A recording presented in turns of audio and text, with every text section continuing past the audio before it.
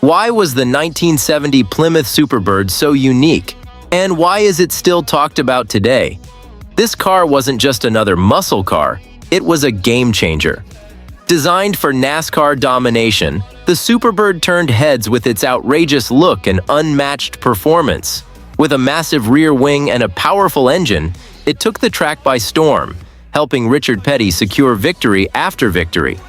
But the Superbird's story is about more than just speed. It's about innovation, ambition, and a legacy that still makes it one of the most iconic cars in NASCAR history. So, let's explore what made this beast unforgettable. Why did Plymouth create the 1970 Superbird? It all started with a fierce rivalry in NASCAR. You see, Richard Petty, one of the sport's biggest stars, had left Plymouth for Ford, and they wanted him back. To do that, Plymouth needed something special, a car that could dominate the track and bring Petty back to their team. Enter the Superbird.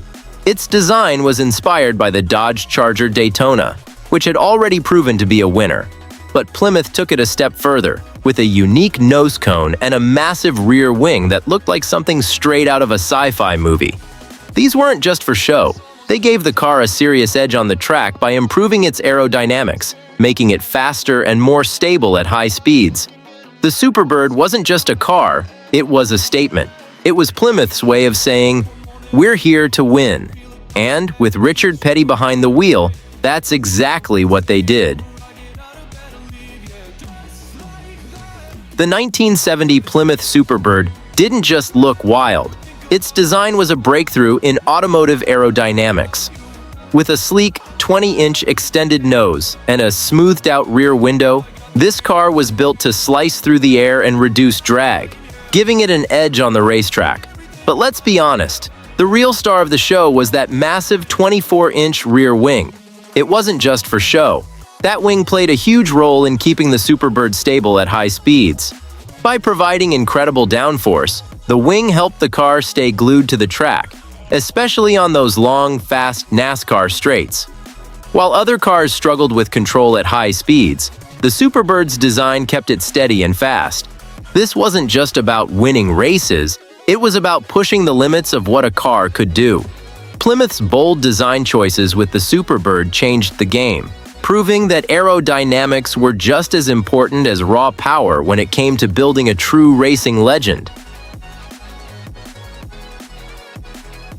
When it comes to muscle cars, what's under the hood is everything, and the 1970 Plymouth Superbird definitely didn't disappoint.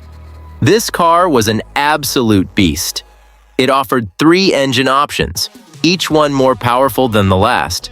You had the 440 Super Commando 5.8, the 446 Barrel 5.8, and, of course, the legendary 426 Hemi 5.8. The 426 Hemi was the crown jewel, pumping out an impressive 425 horsepower. With that kind of power, the Superbird wasn't just fast, it was lightning quick.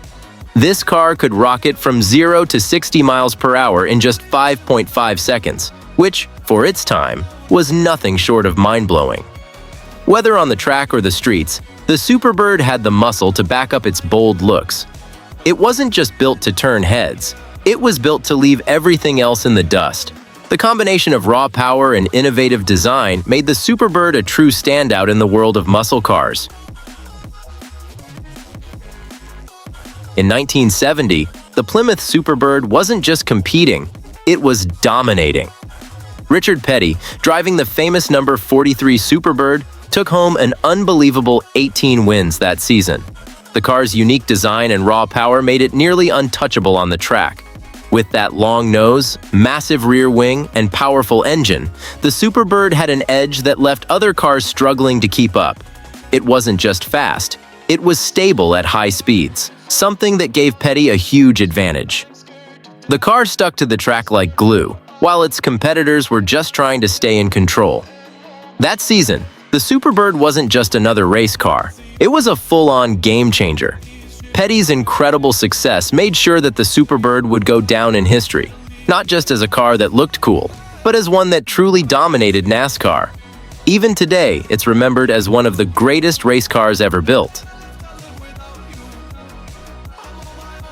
To get the Superbird onto the NASCAR track, Plymouth had to play by the rules, and one of those rules was homologation. This meant they had to produce a certain number of street-legal versions of the Superbird, so it wasn't just a race car, but one you could actually see on the streets. They ended up building about 1,920 of these road-going Superbirds, which may sound like a lot, but in car terms, it's pretty rare. What made these street models so special was that they didn't lose any of the wild aerodynamic features of the race car. You still got that long, pointed nose and that massive rear wing towering over the back of the car. It was like driving a race car straight out of a NASCAR event, but on your daily commute. Today, these Superbirds are highly prized among collectors. With only a limited number ever made, spotting one in the wild is like finding a rare gem, and they often fetch huge prices at auctions. Owning a Superbird today is like having a piece of racing history in your garage. It's crazy to think how fast the Plymouth Superbird went from being unstoppable to fading out. In 1970, it was the car to beat, but its glory was short-lived. NASCAR wasn't a fan of how these aero cars were dominating, so by 1971 they introduced new rules. Suddenly, cars like the Superbird either had to have smaller engines or carry more weight, which pretty much killed its competitive edge. One year, the Superbird was flying past everyone, and the next, it was just another car on the track. It's wild how quickly things changed. After dominating for a season, the Superbird just couldn't keep up with the new rules, and that was the end of its run in NASCAR.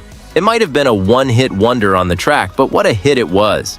People still look back on the Superbird with awe because for that one magical year, it was unbeatable.